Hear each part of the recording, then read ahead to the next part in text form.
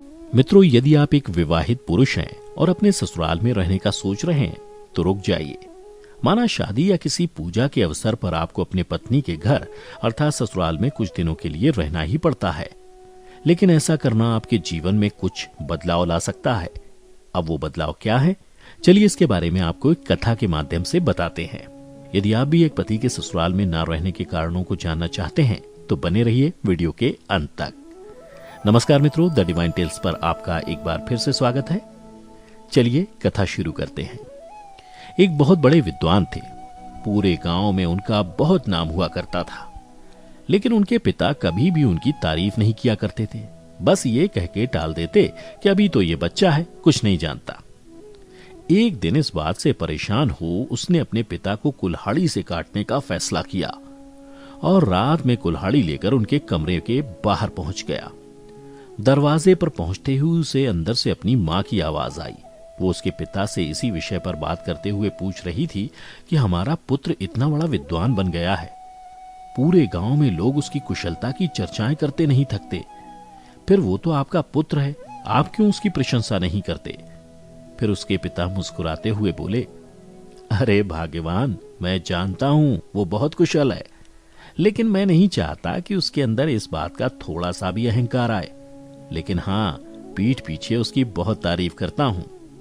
ये सुनकर वो ज्ञानी पुरुष भाव विभोर हो गया और अपने पिता के चरणों में गिरकर क्षमा मांगते हुए बोला, पिताजी, कृपा करके आप मुझे माफ कर दीजिए। मैं भटक गया था। अपने पिता को मारने जैसा घोर पाप का ख्याल मेरे मन में आया।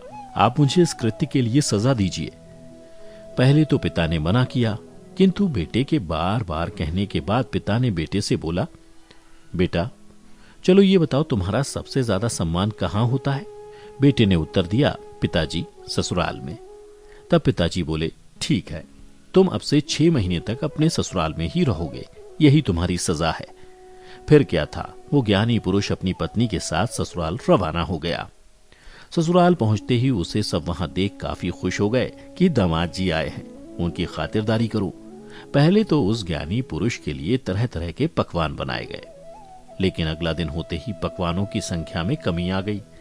धीरे धीरे समय बीतता गया और खाने में बासी रोटियां मिलने लगी। यही नहीं, उससे ससुराल वाले गाय को चराने और गोबर उठाने जैसे काम कराने लगे। उनकी पत्नी को यह सब पसंद नहीं आया। उन्होंने आकर अपने पति से बात भी की कि इतने ज्ञानी होकर आप ये अपमान क्यों सह रहे हैं, चलिए हम अपने घर वापस चलते हैं। पर उन्होंने जाने से मना कर दिया।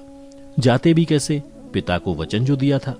एक दिन की बात है, वो विद्वान व्यक्ति शांत बैठे एक श्लोक लिख रहे थे। तभी वहां उनकी पत्नी पहुंची। उन्हें देखते ही बोलने लगी, आप श्लोक बना रहे हैं? मत बनाओ इन्हें, इनका कोई अर्थ नहीं है, इनकी कोई कीमत नहीं है। तभी वो बोले, ऐसा नहीं है, मेरे एक एक श्लोक की बहुत कीमत है, चाहे तो इसे आजमा लो। पति की ऐसी बात सुनकर पत्नी उस श्लोक को लेकर बाजार में बेचने निकल गई। सब वहां खाने पीने की वस्तुएं, वस्त्र इत्यादि बेच रहे थे, तो वो खोज पत्र में श्लोक बेच रही थी।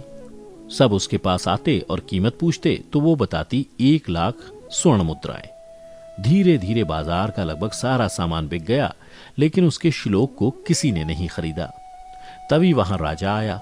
राजा का ये नियम था कि जो भी सामान बाजार में नहीं बिका होगा वो उसे खरीद लेगा। राजा ने विद्वान पुरुष की पत्नी को बैठे हुए देखा तो पूछने लगा, ये तुम क्या बेच रही हो? तो उसने जवाब दिया, ये श्लोक हैं जो मेरे पति ने लिखा है। राजा के कीमत पूछने पर पत्नी ने उसे 1 लाख स्वर्ण मुद्राएं बताया। क्योंकि राजा वचनबद्ध था तो उसे वो श्लोक की मुंह मांगी कीमत चुकानी ही पड़ी और विद्वान पुरुष की पत्नी इतनी सारी स्वर्ण मुद्राएं लेकर घर पहुंच गई।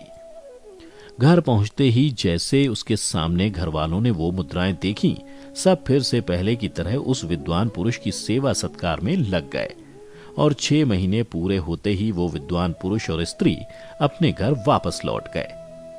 तो मित्रों, इससे ये साफ होता है कि ये दुनिया धन की सगी है। यहाँ कोई किसी का सम्मान नहीं करता। सम्मान करता है तो उसके पद का, उसकी संपत्ति और उससे होने वाले लाभ का। बहुत कम लोग होते हैं जो अपनी वास्तविकता के साथ आपको अपनाते हैं। इसलिए मित्रों, जो पति ये समझते हैं कि ससुराल में उनका बहुत आदर सम्मान हो रहा है, तो उनके लिए ये जानना बहुत जरूरी है कि सम्मान भी थोड़े दिनों तक ही होता है। वो कहावत तो आपने सुनी होगी कि दूर के ढोल सुहाने लगते हैं।